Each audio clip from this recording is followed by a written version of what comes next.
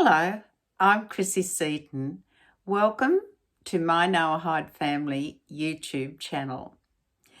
This week we're going to commence a new series and it's entitled The Divine Code.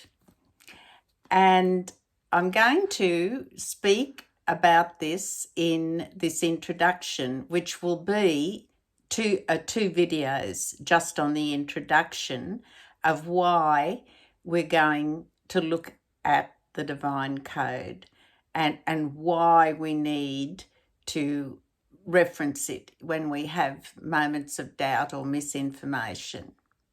So let's talk about the foundations of everything.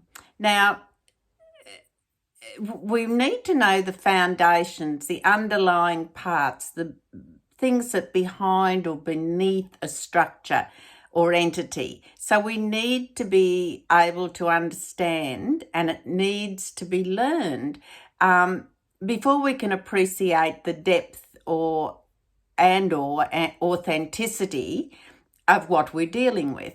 And I'm sure everyone would agree with that. So I thought as an example, as in this introduction, I would use the horse. Now, what makes a horse look like a real horse? Is it the skin, the mane, the tail, its actions, etc.? So let's ask ourselves, if we're going to paint or draw, sketch, illustrate a horse, people might think, oh, gee, that's easy. You just do a few broken lines here and there and, it looks like a horse. And it seems that way, doesn't it? But if an illustrator or an artist is trying to depict an authentic looking horse, the fundamental basic rules are that you have to understand what's behind the skin, what's underneath. And that, of course, is what we call structure and support and form. And so that would entail needing to know the actual skeletal structure of a horse, the soft tissue and cartilage structure, the muscle layers, what their performance of those muscles is in allowing the horse to move or raise and lower its head, etc.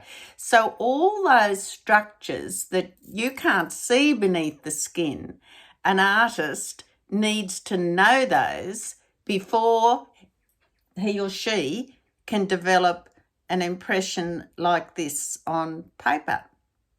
So knowing how the skeleton works and the muscles work allows the artist then to say, well, the leg's got to go this way, I've got to position the head that way, that's what makes the tail flick up, etc.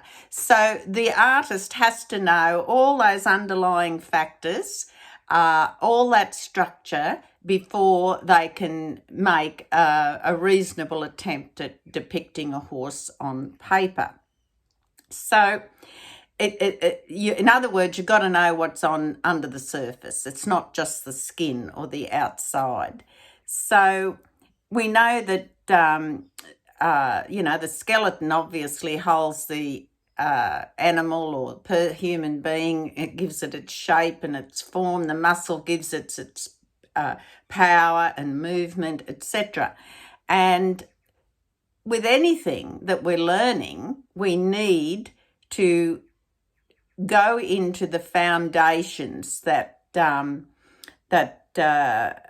behind what we're learning, just as the foundations of a horse give it shape, action, performance, and most of all, purpose. So, along with that, we'll just move along a bit further now.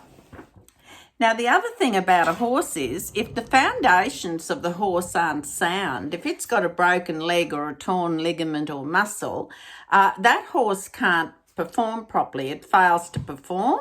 And just as that artist, incidentally, cannot, it'll produce a poor depiction of the horse if they haven't got the structure and the foundation sound.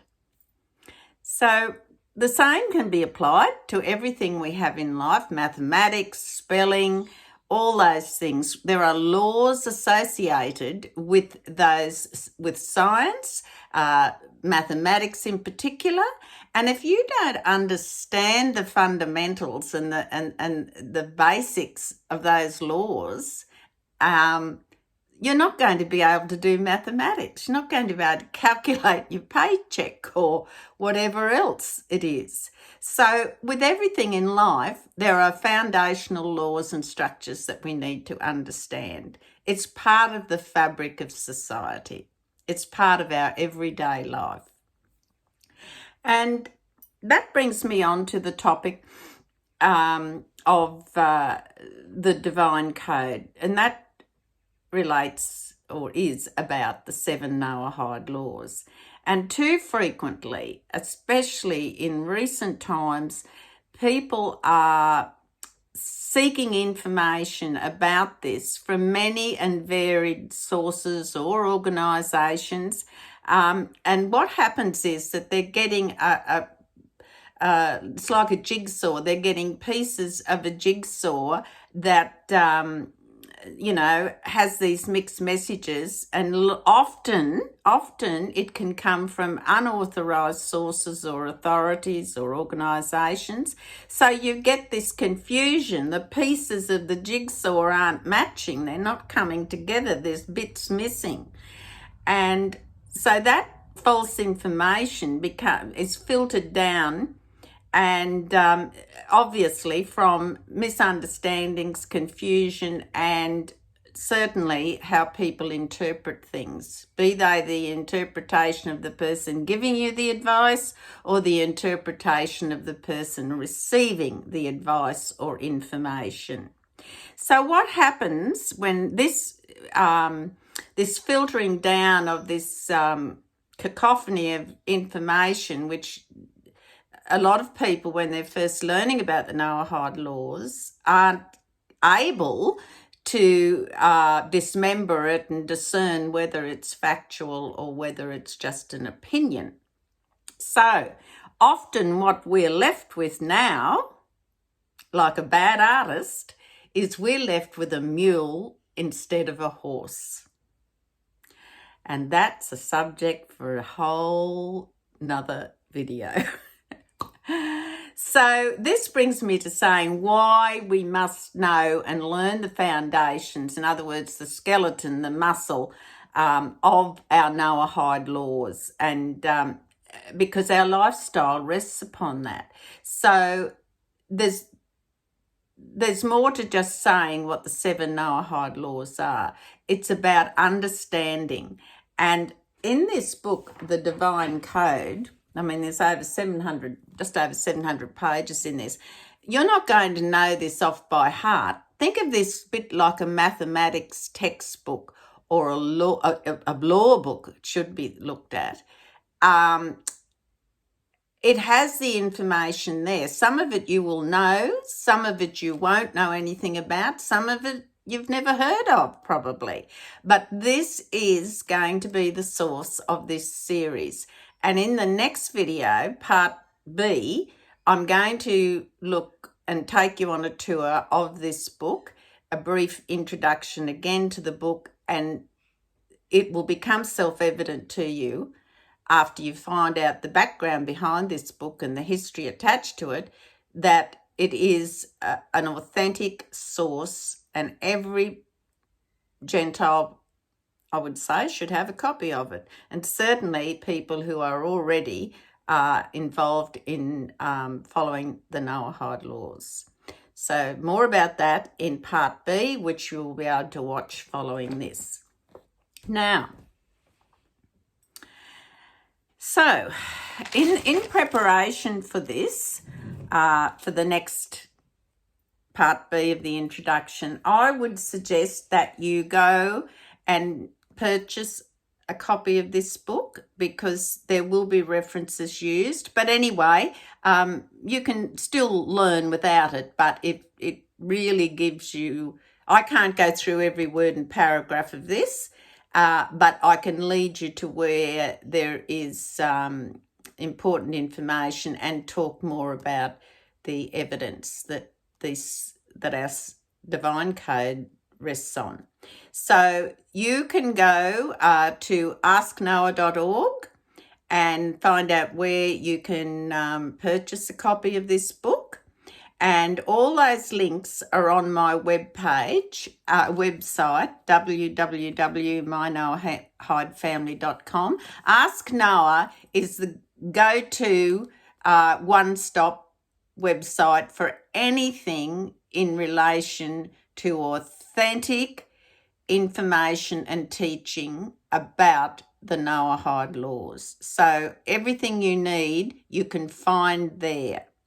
And also in preparation, I would suggest also, while you're on the Ask Noah website, go to, it'll have information. There's a home page and then there's a menu bar there, and avail yourself of a copy of this. It's free.